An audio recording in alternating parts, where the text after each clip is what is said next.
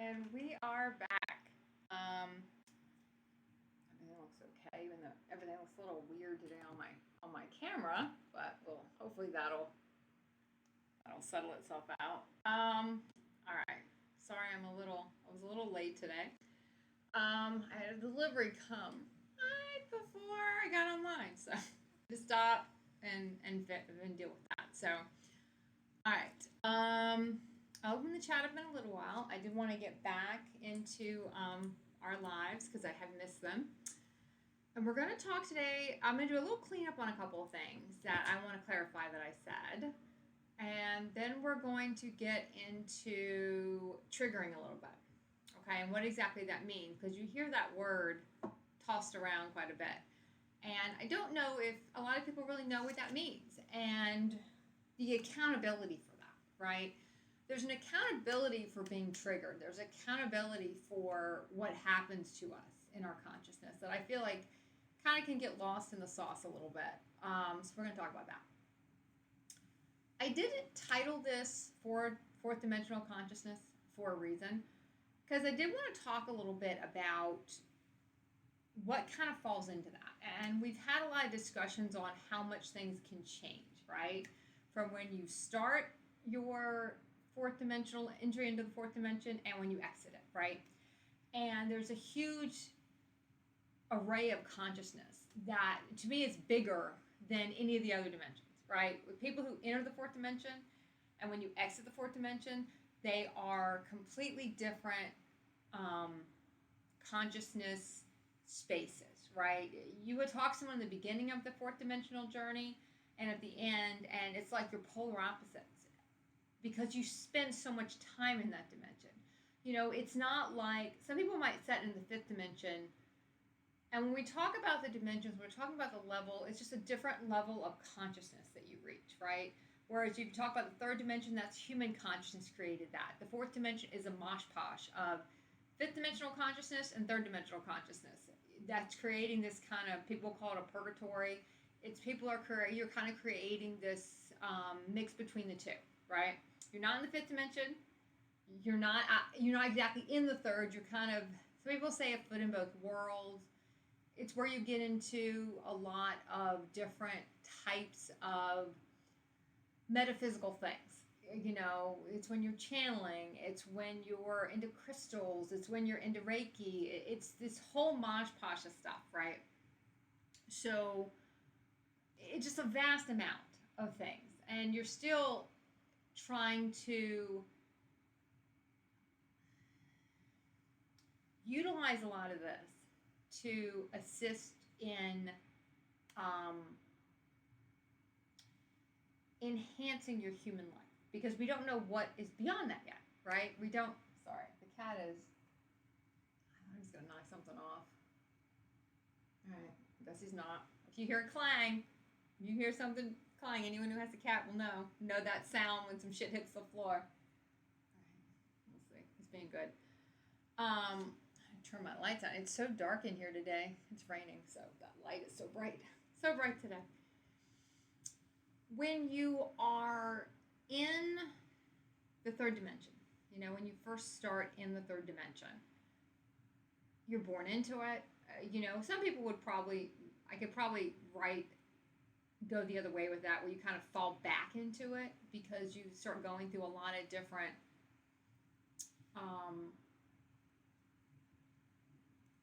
iterations of what is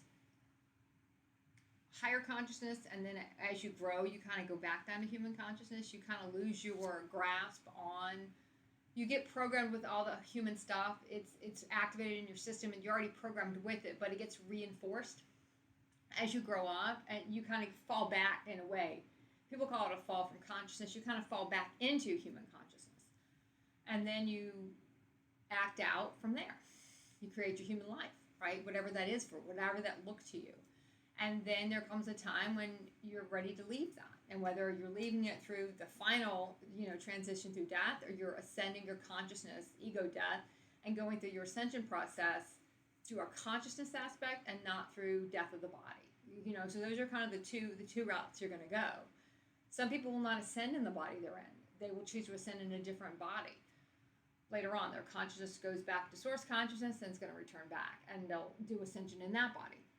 So the fourth dimension, it's so, I talked a little bit before about, I've done a lot of videos on the fourth dimension because it's fascinating. It's a fascinating place to set because we set for so long. You can be in it for decades. You can be in it for years. I don't know if anyone can get out of the fourth dimension in less than a couple of years. I think that's kind of the minimum in the fourth dimension because there's so much that goes into that dimension. Because you're exploring, you are exploring, but you're not really becoming anything. You're kind of having fun with that dimension. You're opening up your dream world in that dimension. I do categorize religion in that dimension. A lot of people would kind of say, well, that's more, it's a more accepted into human consciousness, religion, but it's still got a metaphysical component in it, right? It's still not something that you can touch, see, and feel. It's still, there's a belief set there, whether it's more accepted by human beliefs as something that a lot of people might believe in. So if you get a lot of people in a human consciousness that put a lot of beliefs in something, then it's more accepted. So while I would put organized religion in fourth dimension, in a sense where people kind of always will dabble in a little bit because they want to look at something else. Fourth dimension is that look at something external giving you insight, right? That's not, you can touch, see, or feel. It's something beyond that, right? And that to me is the fourth dimension, is depending on something external to activate yourself, depending on something external to bring something out within you. You're not able to do it yourself, right? You need something to trigger you.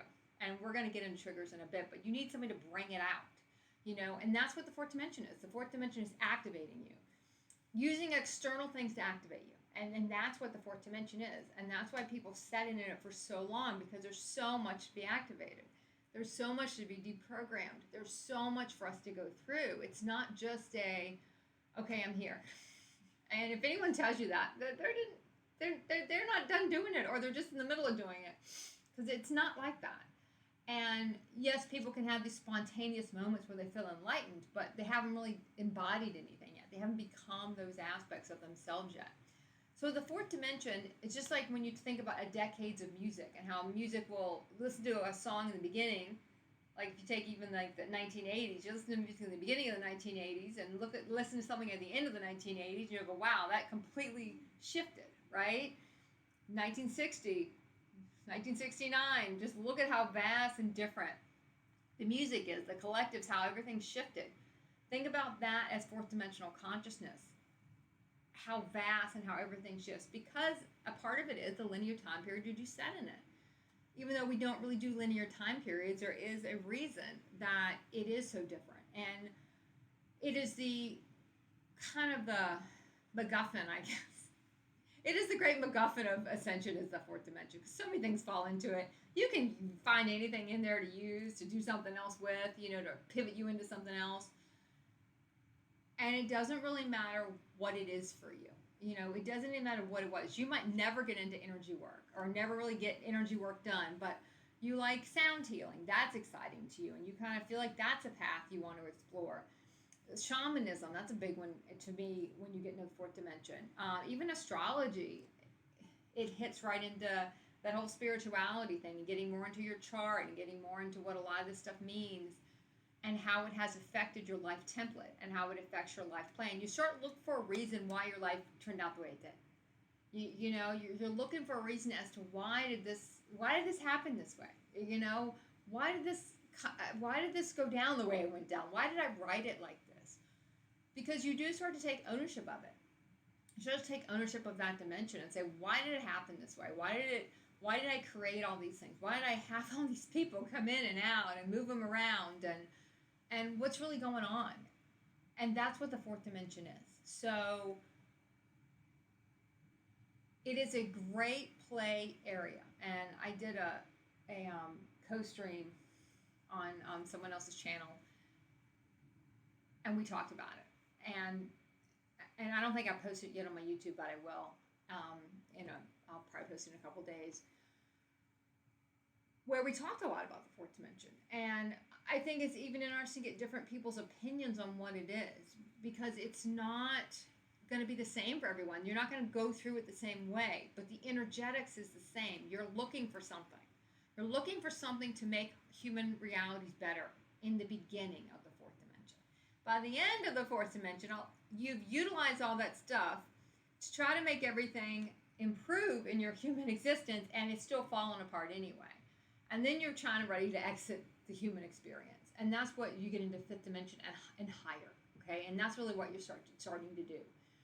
Because the more you integrate in all of the metaphysical consciousness and all of that higher consciousness, and you're activating your body and you're unlocking your body to that consciousness, that information that's within you, it raises your body's vibration enough to pull you out of your human realities. Even though that he always knows. He always knows when I'm on a stream. He is the most popular of all my streams is when he, look at him, isn't he cute? Okay.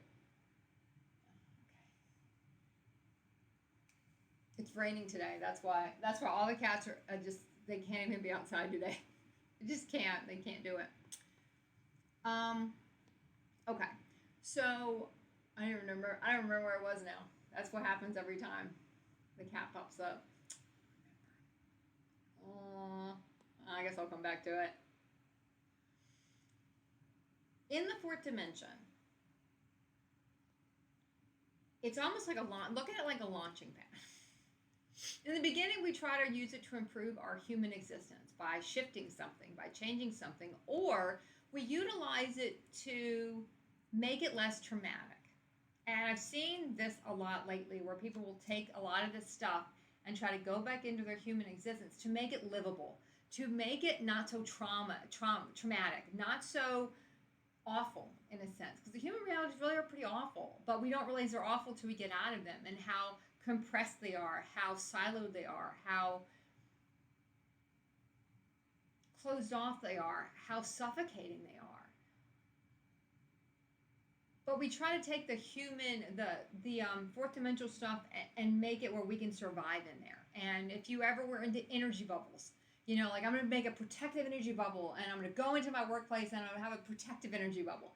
That's technically taking something from the fourth dimensional consciousness and trying to bring it back into a human situation to make it more bearable, to make it where you can get through it. And when we talk about shoving stuff back from the fourth dimension over, that's a lot of what we're talking about, is you're trying to make it okay. You're trying to make it where you can survive it. You're trying to make it where you can get through it.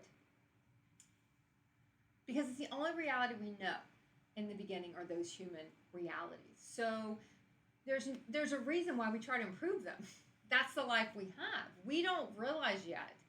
And even if you hear it, it's not going to dawn on you to begin doing it yourself, where that's all going to scrap when you're going to start everything all over again. All the stuff you're trying to fix ain't going to mean shit, because it's all going to go. But right now, you don't know that yet. So we're going to try to fix it, because what else are we going to do? You know, we'll make it more bearable while we sit in it for a little bit longer. We're going to, in a sense, raise the vibration of this a little bit more so I can tolerate it. But it can't hold, and eventually I'm going to have to go anyway. You know, you get into a lot of positive, negative, and it's a very polarizing dimension, good and bad, and negative energy and positive energy, and energy vampires, and all that kind of, all those kind of situations that we find ourselves in, but we don't know how to get out of them, so we try to use stuff to kind of fit it together, and we try to use something to try to make it work, right? I'm going to use all this stuff, and I'm going to fit it in here, and now it's going to be better. And when you get out of these realities, we look back and go, why would I ever want to be in a reality with someone that just is sucking my energy? And I feel miserable when I'm with them. Call them whatever you want to call them. Energy vampires, energy werewolves. It doesn't matter. We're allowing that to happen. We're allowing to go into a situation. And it's not so much they're sucking our energy. We're having to spin at such a high rate because they're not, to keep our field in a certain place. That's why we're tired. It's not so much what they're doing to us, it's what we're doing with ourselves to stay in that situation. Our body, our energy field is trying to compensate for other people in our field that are not at the vibration we're at. We're not being supported. Or look at it like your surroundings are not supporting you, right? So if your surroundings are not supporting you, your body's doing a lot to compensate for that. You're overcompensating. So it's not everybody else. It's we're putting ourselves in a situation where we are having to overwork to keep our vibration to a certain point. We're also many times delaying the inevitable of having to leave it behind. So when we get into fourth dimensional consciousness, when we get into that play space, when we get into that area, keep in mind what you're trying to get out of being there, what you're trying to fix, air quote fix, back in your human realities, what's not working, and take the other person kind of out of it and look at what's your body doing when you're there.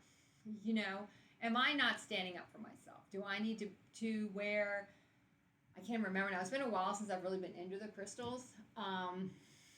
It's been a long time since I was really super into them.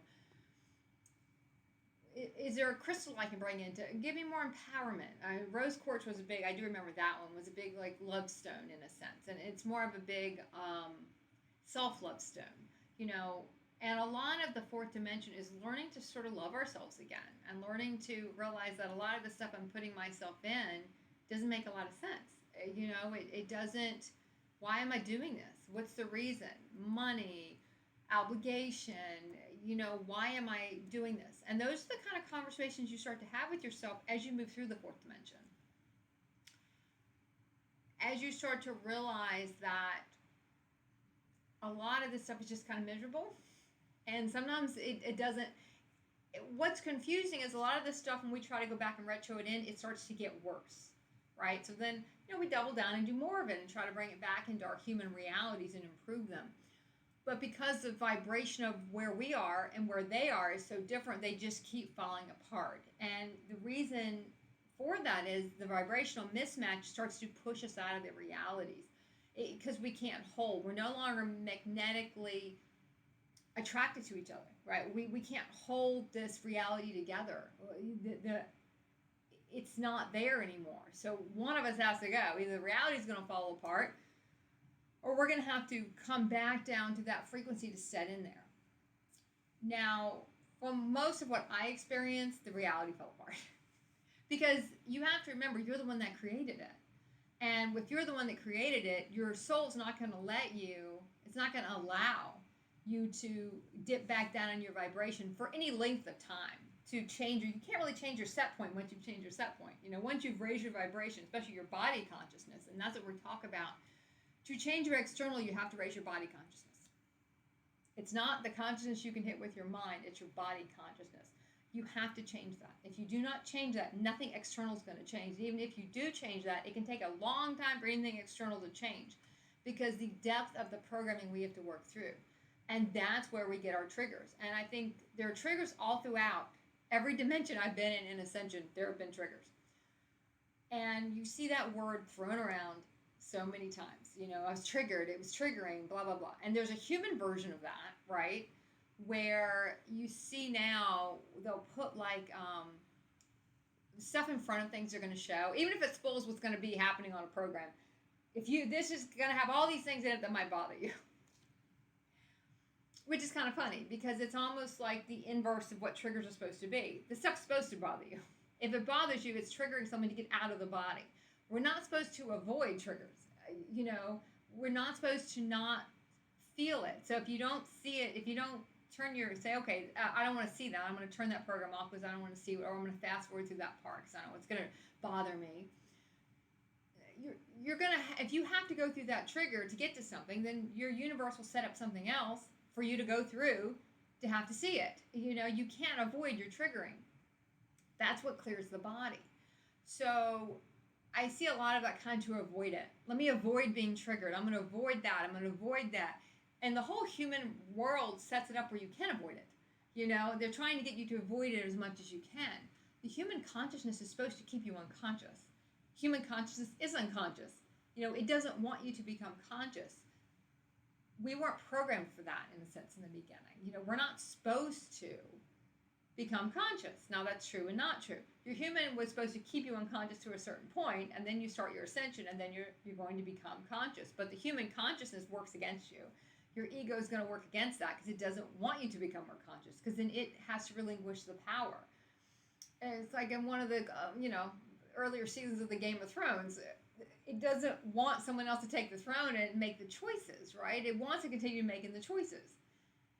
It doesn't want to give away the seat of power in a sense, even though it really doesn't have the power it thinks it has, because everything is still being controlled by your soul. And your soul's made up of a lot of tons, as many as you can think of, different higher aspects, and all the dimensional versions of you, like all across time.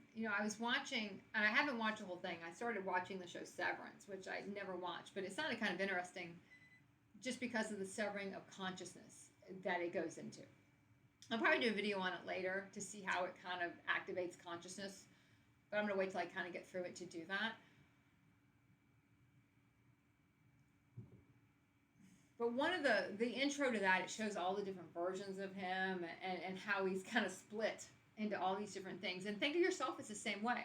We're split all across time and space. Ascension is bringing all that stuff back in. It's bringing all of us back in to really see and be able to be who we truly are. That's what it is. So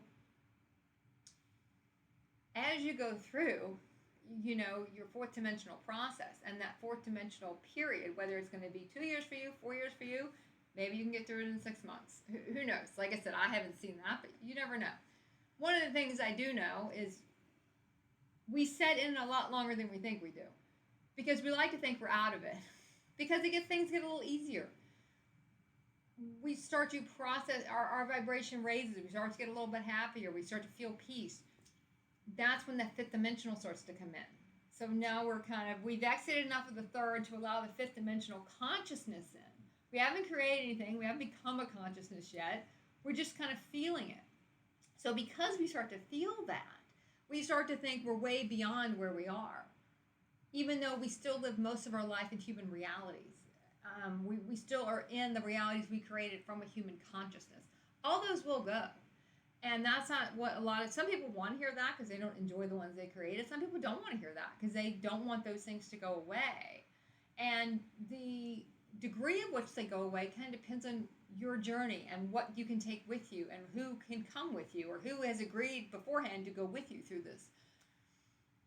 No one's going to tell you this will go that way. You don't know exactly. It will get rearranged. Some of it will go. I'll guarantee you part of it will go. Some of it will stay. But it'll get very much reworked. Relationships will get very much reworked. A lot of people will not be in a lot of the part of the journey. They might come back in for a little while later. They might go back out. No one's going to be able to tell you exactly how that's going to go. Okay? Nobody.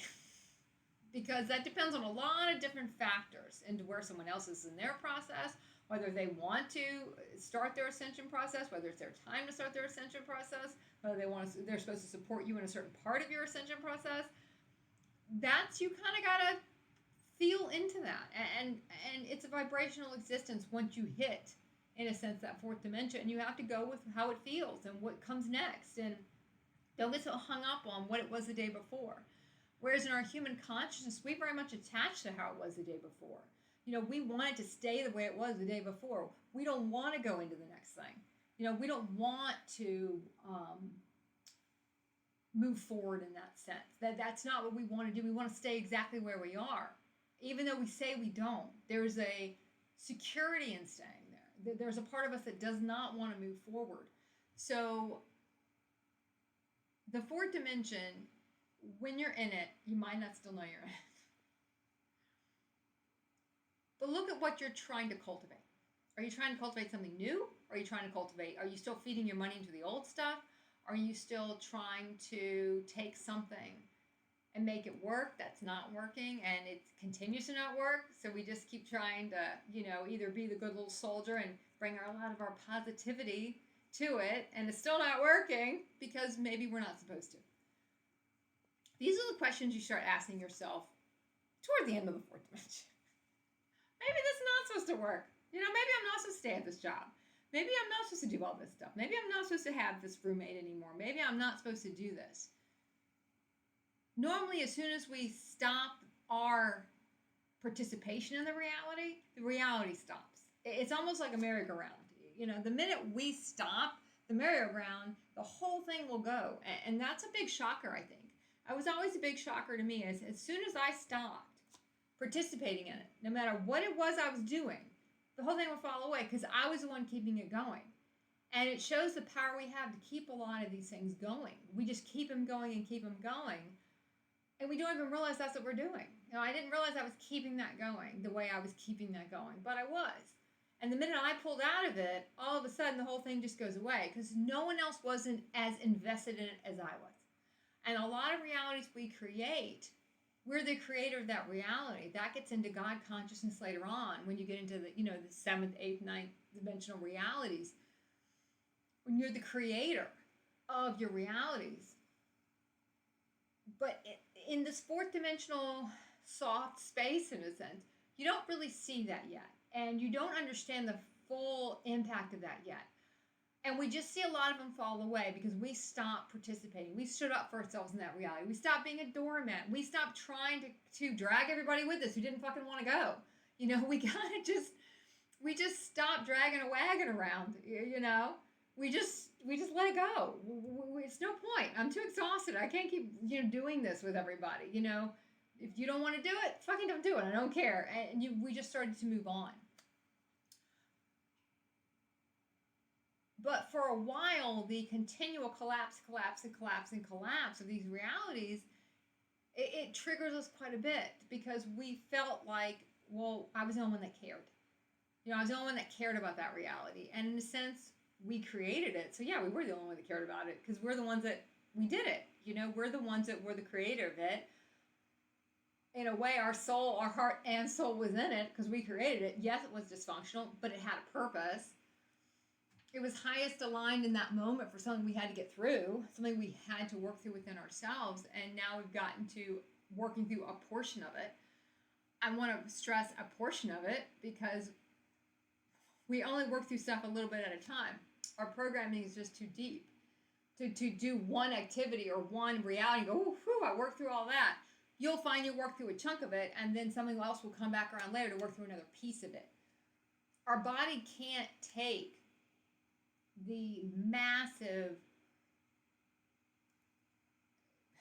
deprogramming, decluttering, transitional phases all at one time. We have to go through it a bit at a time. If not, everything would collapse around us. That's the reason why different collectives go through different things at different times.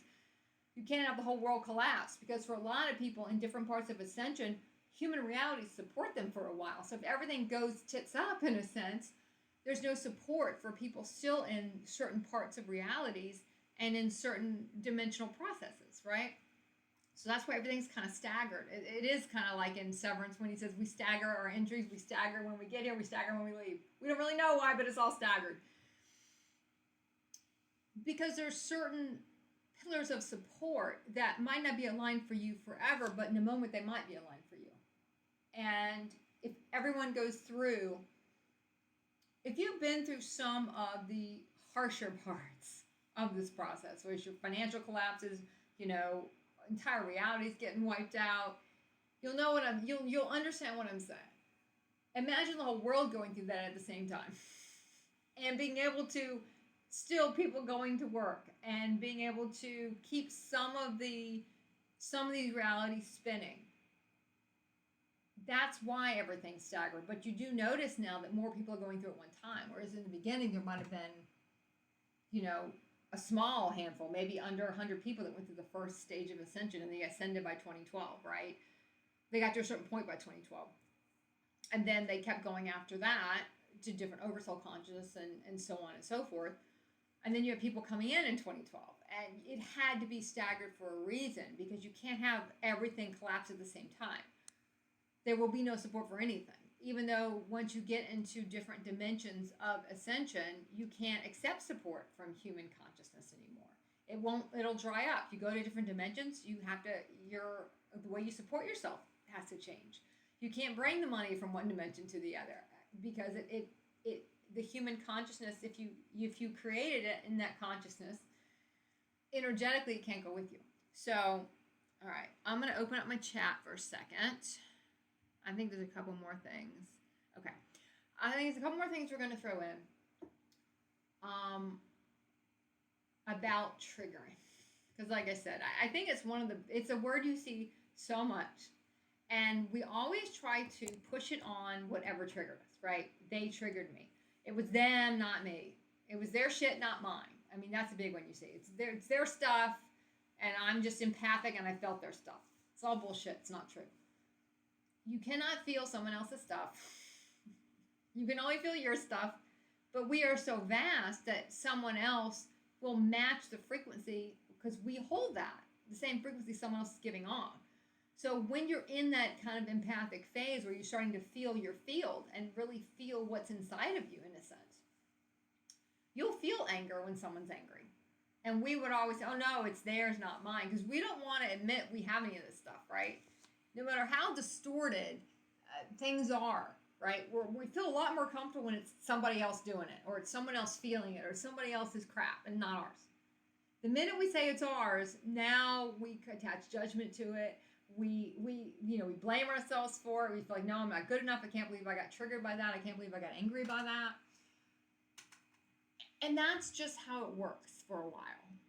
That in the fourth dimension, we still try to kind of push blame off on the other people. And the same, if we go back to the energy bubbles, we used to do. It's a big thing back years ago, but I'm going to do this energy bubble. I'm going to blow my field up, and I'm going to protect myself from everyone. Well, we're being triggered. Our own stuff is being triggered. If you keep remembering, it's your own stuff that's being triggered, and it's being triggered to release. It's now it's a discordant frequency to where your body's frequency is trying to have a new set point at. It can't stay in the body. Instead of trying to avoid the triggers, instead of trying to pass it off as, oh, I don't really want to feel that was not really mine to feel, it's all ours to feel. It's ours to feel. It's ours to say, oh, I did get triggered there. And after a while, you're going to get to where it's like, yeah, I did get triggered. That did bother me. I was surprised. I didn't know it would. And it did. And then I released it, and now, and I'm sure I'll get triggered again with something else. We don't let it stop us in our tracks after a while. And you don't want to blame yourself when you do get triggered. I got to the point where I would try very hard not to kind of blame the messenger, not to get pissed or blow back up at the person that triggered you. Because we have to look at what was the problem, in a sense. I don't really like the word problem, but what was the reason? Why did it bother me? Did it bother me because I did something to someone the other day, and I remember they said, well, I didn't ask what you thought. And I was like, well, that's true, you didn't. And I felt like that was I was like, okay, I could get triggered by that. And I could have felt myself get triggered, but it didn't really trigger me. I remember just sitting there going, yeah, that's true, you didn't. And I just went on with what I was doing. I was like, well, at no point to even bother with that. But you're right, you didn't ask. So why would I even say that? You didn't ask my opinion. So I'm just going to go on and do what I was doing. And I'm not going to really worry about it because you didn't ask. For a while, it's surprising what triggers us, and it's surprising what doesn't trigger us. You think, oh, that should bother me, but it doesn't. And that would bother me, but it didn't. But this little thing bothered me. It has to depend on where you are in your process, how deeply you have been triggered by stuff. Sometimes some of the earlier triggers are bigger because we don't really understand them, and we try to avoid them, or we try to pass them off, or we don't really feel them, right? We want to feel the triggers. We want to feel it viscerally in a sense because that's how it clears the body. The whole point is to get it out of the body. Stop looking at the triggers as a bad thing. Something that, oh, I don't want to feel that. I don't want that to happen. It's supposed to happen. It's part of ascension. It's not avoiding it. Don't try to avoid a trigger. You can't if you wanted to, honestly. You can't avoid it. You try to, if you see something on TV and it's a trigger warning, which to me is, like I said, it's kind of like, oh no, we don't want to upset anybody. In Ascension, you're going to be upset. You are going to have all this stuff come up. That's the point of it all. That's the point of it. Now, that being said, I do want to say this. We don't go around trying to trigger other people. Unless you are in a part of your process where that's the job you're supposed to do. And that is a very deep connection with yourself and the agreement you have with that person to trigger them. And if you're not sure, that's your agreement, and you're not sure to the core of your most inner self that that's what you're supposed to do, we're not supposed to do that. You will know, no, that's what you're supposed to do in that moment, if that's what you're supposed to do. We don't go around and trigger people just because we can. Because there will come a point when you're at certain stages of your ascension where you know it can get to people. You know it's gonna do it. And you have to be very conscientious and conscious of, am I doing it to do it, or am I doing it because I'm supposed to do it? And that's my agreement. And if you're not sure, I always go on the side of not doing it, unless I'm 100% sure that that's the role I'm playing here. That's what I promised to do for this person, and that's what I'm supposed to do for this person. So, okay. I think that's good for today. It was a good kind of opening back.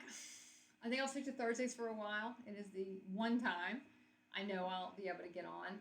I'm going to start doing some more lives on YouTube, just me, and I also am doing a live Wednesday nights. The link is on my YouTube channel with another channel. So I'll leave it at that, and I'll see everyone next time.